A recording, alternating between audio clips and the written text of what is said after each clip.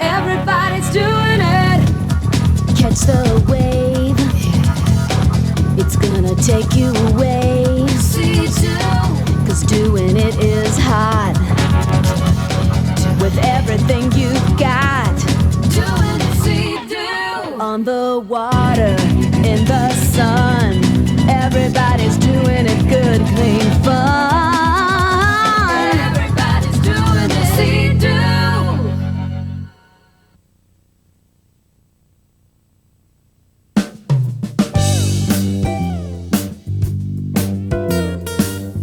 Congratulations on your purchase of a new Seadoo watercraft, jet boat, or celebrity boat. You probably want to get right out on the water. Well, why not give us a few minutes first? This video will only take a little while, but is filled with enough safe boating information to last a lifetime. Smart boat operators know riding responsibly and safely is always more fun. Smart boat operators wear appropriate Coast Guard approved flotation devices, follow boating rules of the road, and never drink and ride. If you have friends who ride or are interested in riding, show them this video and review the Operator's Guide and Safety Handbook for operating instructions. You'll be doing your part to ensure our sport remains safe and enjoyable. This video was produced using professional watercraft operators and experienced boaters and was filmed under ideal marine conditions. Respect the performance of your boat and do not attempt maneuvers that are beyond the level of your ability and understanding. Never jump waves or the wake of another vessel or attempt to spray or splash others while riding. Use common sense and courtesy. Observe your local boating laws and regulations and read and follow all the instructions in your Operator's Guide and Safety Handbook, as well as on-product warnings. Ride responsibly, respect the rights of others, and never drink and ride. Bombardier recognizes the importance of being a member of these organizations. It is by supporting their efforts that we share the industry-wide responsibility to promote the growth and safety of boating. Bombardier suggests that you and other operators of your craft take an approved boating safety course. These courses are available through the Coast Guard, Power Squadron, Coast Guard Auxiliary, and local enforcement agencies. Ride smart from the start. You know, playing it safe on the water doesn't require much beyond simple common sense and courtesy. For example, everyone knows you shouldn't get behind the wheel of a car if you've had a drink. Well, it makes even less sense to operate a boat or watercraft under the influence. According to the U.S. Coast Guard, it's estimated that 1/3 the amount of alcohol needed to make a person too drunk to drive on the road is enough to impair critical judgment on the water. It can never be said enough. Don't drink and ride. Another common sense rule is giving the right of way to other boats. Because of your Seadoo watercraft or jet boat's exceptional maneuverability, you are far more able to alter course than other craft. Even if you are operating a full-size celebrity boat, there's always another boat out there, and it's just common courtesy to safely get out of another craft's path. Do not operate in or near swimming areas or near low-head dams. When anchoring, bring the bow into the wind or current and put the engine in neutral. When the vessel comes to a stop, lower the anchor over the bow, don't throw it. Don't attach the anchor to the stern or rear. In a current, the stern can be pulled under by the force of the water. Never allow a person to ride in a jet boat or powerboat sunseat unless at idle speed. Do not overload your boat or watercraft, and respect the capacity limits that are posted. Read and understand all on-product warning labels. Ensure that the number and weight of your passengers do not restrict proper boating control and visibility. Another common sense rule, which some boat owners tend to ignore, is to avoid jumping waves, wakes, or riding too close to other boats. Besides the obvious risk of substantial injury or even death, it's really just plain rude. Finally, you wouldn't hand someone the keys to your car unless you were sure they knew how to drive. Well, the same rules should be applied to boating. Your boat is your responsibility, and you're liable no matter who's operating it. So make sure they know before they go. Knowing the controls and indicators on your boat is essential for safe and proper operation. However, the controls and indicators shown in this video may differ slightly from your boat. Please check your operator's guide and individual boat to be sure. It's always helpful to know and understand basic boating terminology. From the driver's seat, called the helm, the right side of the boat is called the starboard side. The left is called the port side. The front of the boat is the bow, and the rear is the stern. Any position behind the helm is considered aft, while any position in front of the helm is considered forward. The rear wall of the boat is called the transom, and the side wall is called the gunwale. Finally, the freeboard is the distance between the top of the bow and the waterline. Now let's go over some general boating safety rules. These rules apply to all watercraft boats and jet boats. Whether you're the operator or passenger, we suggest every person wear an appropriate Coast Guard-approved flotation device, commonly known as a PFD. Bombardier offers several different kinds, so you can select one that's right for you. Periodically, check the straps, buckles, and fasteners of your personal flotation device to make sure that there are no rips or tears and that the buckles are functioning properly. When it comes to PFDs and boats, the general rule of thumb is this: better safe than sorry. A PFD can save your life, but only if you're wearing it. Though not required on all types of boats, it makes sense to wear a PFD when underway. Everyone, especially children, should wear an appropriately sized PFD at all times. There are also a few safety items you are required to have on board your boat. Remember, by law, your watercraft or jet boat is considered a boat. All boats should have a sound-producing device on board, whether it's a simple marine whistle, air horn, or other device.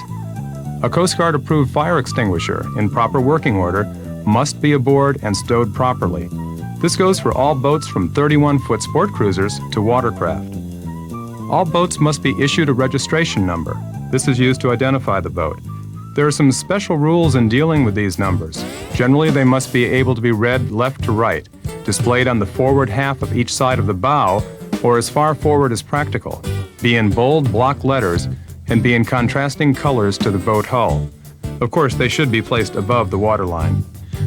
Letters must be separated from numbers by spaces or hyphens and be at least 3 inches high. Validation decals must be displayed within 6 inches of the number.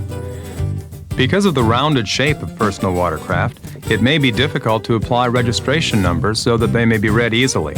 If in doubt, check with your dealer or local marine authorities.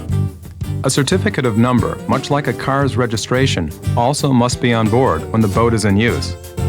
It also makes sense to always keep the following items on board: a small tool kit, local map, first aid kit, a tow rope, flares, a signaling device, paddle, emergency phone numbers, extra spark plugs, extra clothes, sunscreen, and money, an anchor, and mooring lines.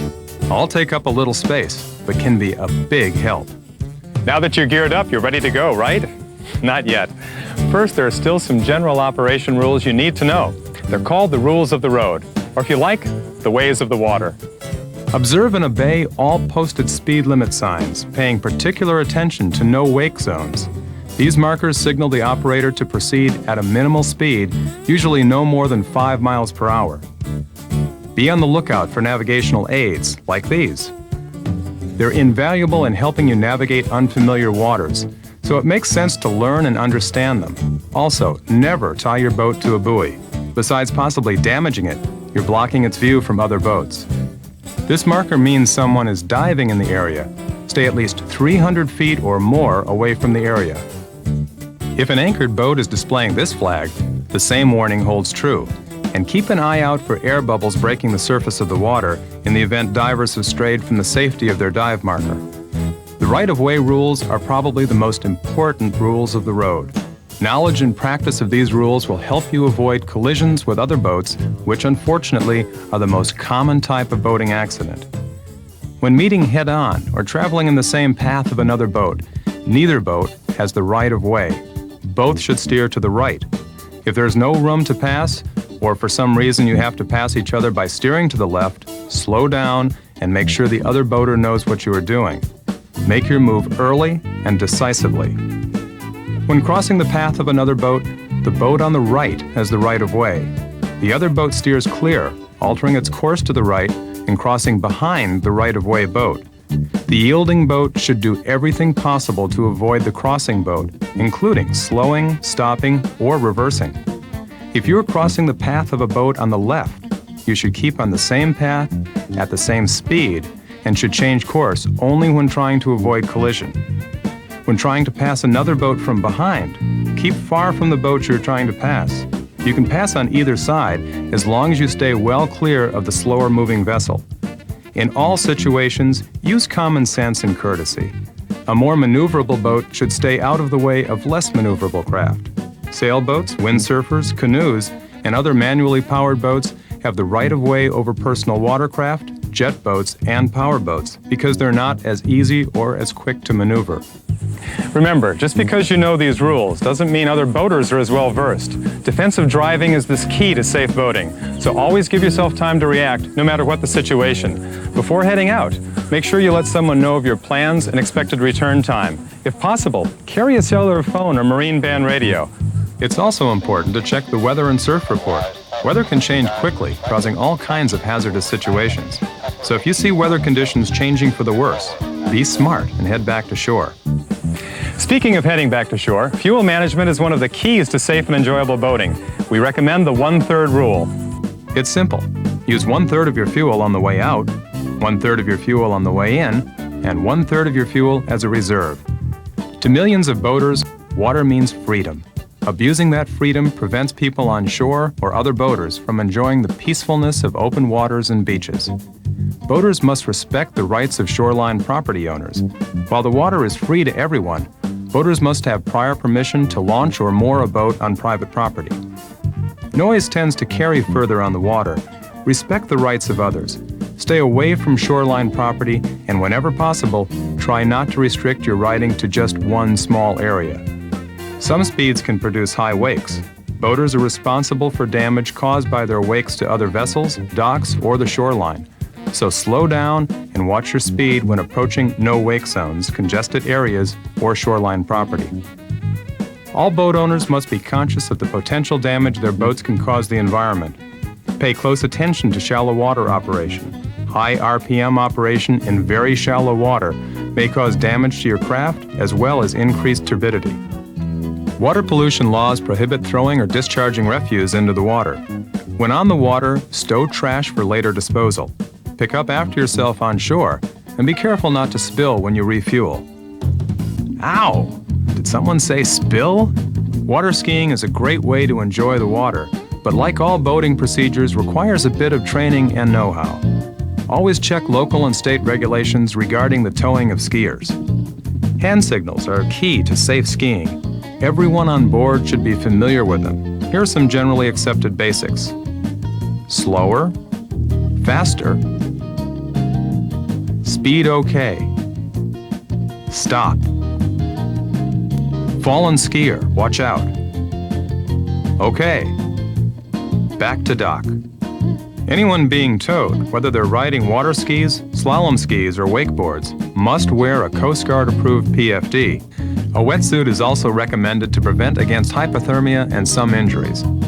Whether you're using a personal watercraft, jet boat, or ski boat, it's important to have a spotter, as a driver cannot maneuver the boat and watch the skier at the same time. Some states and provinces require a spotter by law, but even if yours doesn't, we think spotters make sense. On a personal watercraft, the spotter should face the rear, using the rear grab handle for support. We don't recommend skiing behind two-person models, because there needs to be room for the skier to climb on board for his ride back to shore. Now let's show you how it's done. Start slowly until the tow rope is tight. Once the skier is ready, apply enough power to raise him. Steer a course away from shore and danger spots, avoiding other boats. When the skier is up, reduce power to the level skier indicates. Use hand signals and let the skier direct the boat. When a skier falls, keep him or her in view, staying a safe distance away. Circle slowly to get the tow rope to him. Do not pull the tow rope in front of other boats, and be careful not to run over the rope yourself.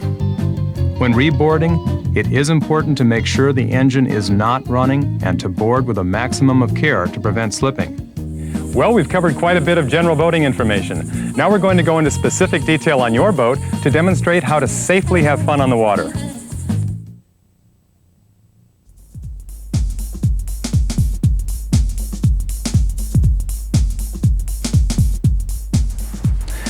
This may be one of the few times you'll see a Seadoo watercraft standing still, so we figured this would be a good time to go over the things that make these boats so special. It's what we call a walk-around. Think of this as your key to ride, because without it, you're not going anywhere. It's a safety lanyard. You attach one end to your PFD or life vest, and then snap the other end on the safety lanyard switch. Pulling the safety lanyard off the switch automatically stops the engine. Seadoo watercraft equipped with the digitally encoded security system, or DES, can only be started using their own specially programmed lanyards. Always remove the safety lanyard when leaving the watercraft. Besides helping to prevent theft, leaving the safety lanyard on watercraft equipped with DES will eventually drain the battery. This is the engine start-stop button.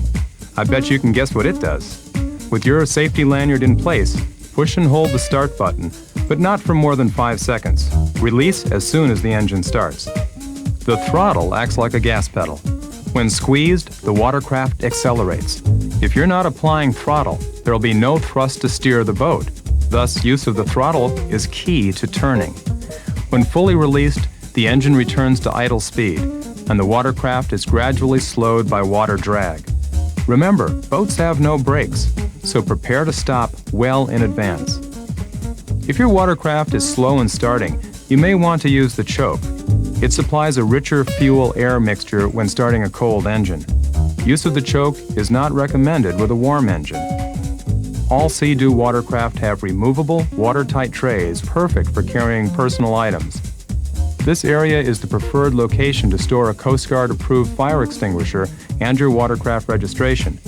It's also a good place to store extra spark plugs, your toolkit, a first aid kit, and a tow rope, while still leaving you room for a few personal items. This sturdy handle provides a handhold for boarding, as well as an extra grip for passengers. Remember, never use the grab handle to tow. Use the stern eyelet for that. The seat strap has a similar function and is helpful in pulling yourself up to the riding position from the boarding platform. This large, sometimes padded surface was designed for easier boarding from the rear of the boat. These little holes are actually a pretty big deal. When the engine is running, water must flow through them. It indicates that water is flowing through the engine and circulating through the cooling system. Down here is where you'll find the bilge drain plug. When you pull your watercraft out of the water, unscrewing this plug will allow water, if any, to flow out. But always make sure this plug is in and tightened before you go into the water. The bow eyelet serves a variety of uses. It's perfect for mooring and towing, and like the stern eyelet, it's a solid point for tie-downs during transportation. Seadoo watercraft feature a variety of helpful gauges, from analog fuel gauges and low oil indicators to multifunction LCD gauges and tachometers on more advanced models. Some even feature a tachometer, speedometer, and info center. Located just below the engine start-stop button, this button operates the variable trim system, allowing riders to change pump nozzle position, which adjusts the ride to suit boat load and water conditions. The trim indicator shows the riding angle of your watercraft. Another feature that's only available on certain models is reverse. By forcing water back under the boat, this clamshell-like structure allows you to move in reverse, which is particularly useful in docking. But remember, this is not a brake and should not be used as such. Now let's take a look at the engine compartment. It's located under the seat. Simply grip the seat latch and lift up. This is where the boat's mechanical, electrical, and fuel systems are located. Besides housing the boat's mechanical, electrical, and fuel systems, this is where the oil injector reservoir cap are housed.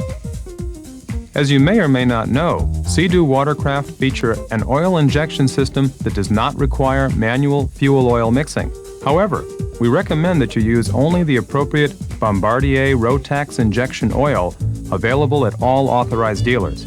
It's a blend of specially selected base oils and additives which provide outstanding lubrication and promote engine cleanliness. Well, that ends our walk around, although you might want to take a moment to learn how a jet drive system works. The jet drive system works by drawing water through the intake grate just below and slightly ahead of the impeller. The impeller, which is a type of propeller driven by the engine, pressures the water and forces it rearward. Never place your hands, feet, clothing, hair, or other foreign objects where they can be drawn into this grate while the engine is running. It is very important that you do not allow foreign objects to be drawn in past the grate. Avoid riding in areas with less than 3 feet of water or where there is heavy vegetation at water level. Seadoo Watercraft have a steerable nozzle at the rear of the boat controlled by the handlebars, which direct the stream of water from left to right. This is a key characteristic of all jet drive systems and must be kept in mind when operating a Seadoo Watercraft. Remember, no throttle, no steering. Now that you know a bit more about your boat, it's time to get in the water. But first we need to cover your pre-ride checklist. This quick procedure should be done every time you plan to use your watercraft. First, check boat for damage. Next, check the steering. Make sure the jet pump nozzle pivots easily when the handlebar is turned. Check the throttle several times for free and smooth operation. Remember, no throttle, no steering. Remove the seat and check out hose and electrical connections. Make sure everything is secure and fastened. Check the oil level. If necessary, refill with oil. Remember, only use Bombardier Rotax injection oil and never mix with other brands of oil. Replace the seat, making sure it's properly secured. Attach the safety lanyard and start and stop engine twice, first by using the engine stop button, then by disconnecting the safety lanyard. Check the storage cover and compartment. Make sure you have a fire extinguisher on board and accessible.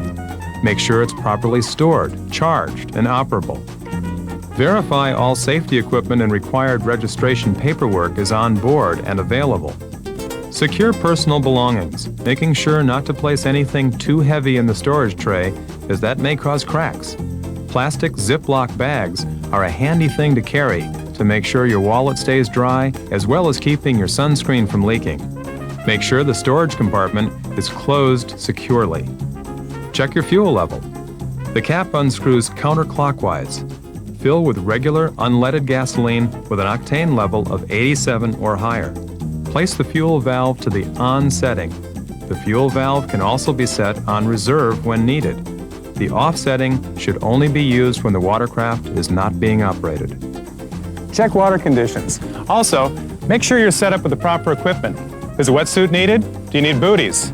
Is your whistle attached? Remember, better safe than sorry. If you haven't already, remove tie downs, double check your bilge drain plug, and attach the safety lanyard to your PFD or life vest. Now you're ready to launch. Back your trailer so water is under the hull of the boat, then ease it into the water, start it up, and idle away. The PWIA suggests the driver be at least 16 years old. Check with local law enforcement authorities or the Coast Guard for the marine regulations in your area for applicable age and training requirements.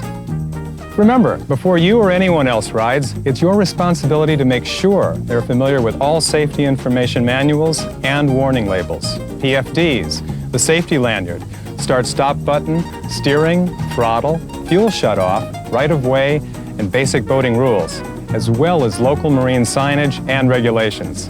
Remember, ride smart from the start. Every Seadoo watercraft has a built-in system designed to help prevent your watercraft from being stolen. It's called DES, Digitally Encoded Security System. This system allows for anti-start protection against unauthorized use.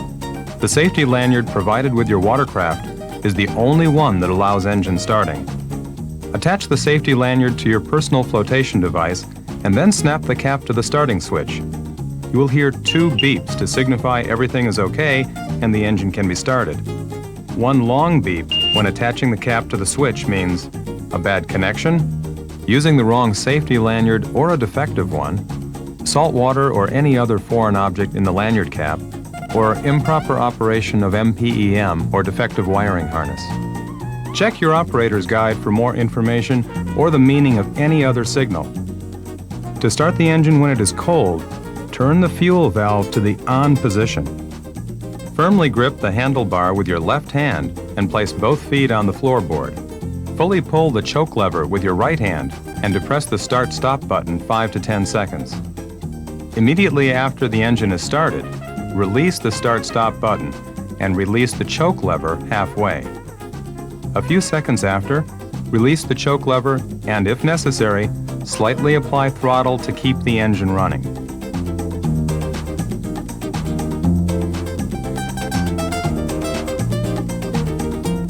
On warm engines, or engines that have already been started and run for a period of time, follow the same procedure as a cold engine, except the choke does not need to be applied and the throttle lever has to be slightly depressed.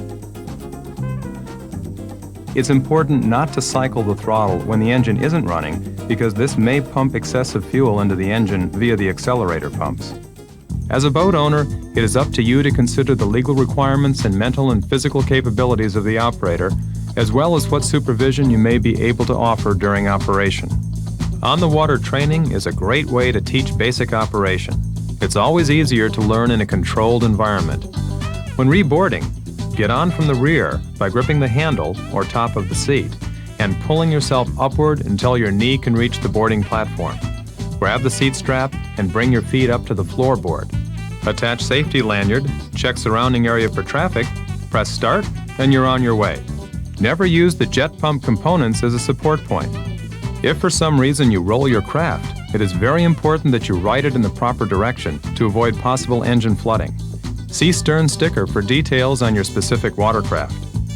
If your boat is designed to carry passengers, the operator should board first, with the passenger holding on to the side to steady the boat. To maintain balance while the passenger boards, the operator should move as close to the console as possible. Do not start the engine until the passenger is seated. As we mentioned before, your steering is controlled by turning the handlebars while applying the throttle. Remember, you must apply throttle to turn. But be careful not to turn hard at first, especially if you're riding with a passenger, or you might find yourself in the water. With some practice, you'll be riding like this, but take your time and above all, enjoy yourself. Something else that takes a bit of time is stopping. All boats, including Seadoo Watercraft, have no brakes, so you need to release the throttle and slow up well before you're near the shore or dock. This is extremely important, especially when moving at speed, so be extra careful. Seadoo Watercraft are not designed for nighttime operation. Do not use them between dusk and dawn. Taking your Seadoo Watercraft out of the water is just as easy as putting it in. Backing a trailer is a learned skill and takes a bit of practice. Try to make small S-turns and move slowly. Back your trailer until the rear is just underwater. Ease the boat up, ensuring that it's level. Secure the bow ring and tighten. Pull the boat up the ramp a few feet and open the drain plug. Make sure the stern or rear is securely strapped to the trailer before driving any distance. There are a few quick and easy post-ride procedures that must be followed. First, rinse down the hull. Use a sponge and some gentle Seadoo cleaner if you'd like. Then, take off the seat and open the drain plug if you haven't already. Now, rinse the engine compartment with fresh water, taking care not to spray into the flame arrestor. Make sure the engine is cool, then attach a Seadoo flush kit to your hose, which has been turned off. Start engine first, then immediately turn on fresh water. Run engine at fast idle for several seconds while spraying Seadoo lube generously into the hole in the flame arrestor cover, keeping the engine at fast idle for about 15 seconds. After about 3 minutes, shut off water. Then shut off engine and disconnect flush kit. Spray down all metallic parts with Seadoo lube, paying attention to the jet pump assembly. Allow bilge to drain fully and re-secure the drain plug. Replace the seat. Make sure the fuel valve is in the off position. Check to make sure the boat is securely on the trailer, cover, and you're done. See your authorized Seadoo dealer or refer to your operator's guide to prepare your boat for long-term storage. This is particularly important if you expect freezing temperatures. Store your boat in a well-ventilated area. It's a good idea to remove the cover and the seat, as well as leaving the storage compartment open to allow for total air circulation. It is recommended that your craft be inspected by an authorized Seadoo dealer at least once a year. His professional technicians will be glad to answer any questions you may have to keep your boat running at peak performance. With any motorized product, there is scheduled maintenance which must be performed. Although your authorized Seadoo dealer is the best place to go for all maintenance, there are some simple procedures you may want to do yourself. If you choose to do this, always refer to your operator's guide for proper maintenance schedules and procedures. Owning a Seadoo watercraft gives you freedom. Freedom that comes with the knowledge that you can depend on a product built by a company like Bombardier, manufacturer of Learjet and Challenger jet aircraft, the Walt Disney monorail systems, TGV high-speed trains for North America, the Eurotunnel channel cars, Ski-Doo snowmobiles, Celebrity boats, and Sea-Doo jet boats. But along with freedom comes responsibility. Responsibility to operate your boat in a safe and courteous manner. Responsibility to maintain it properly, to follow the instructions in your operator's guide, and to obey all local, state, and federal laws. Responsibility to respect the rights of others, including other boaters, fishermen, and shoreline property owners. Responsibility to ride in control and never under the influence of drugs or alcohol. Finally, you have a responsibility to yourself, a responsibility to have the most fun on the water as possible, the kind of fun that can only happen on a Sea-Doo. Thanks for your time. We'll see you on the water.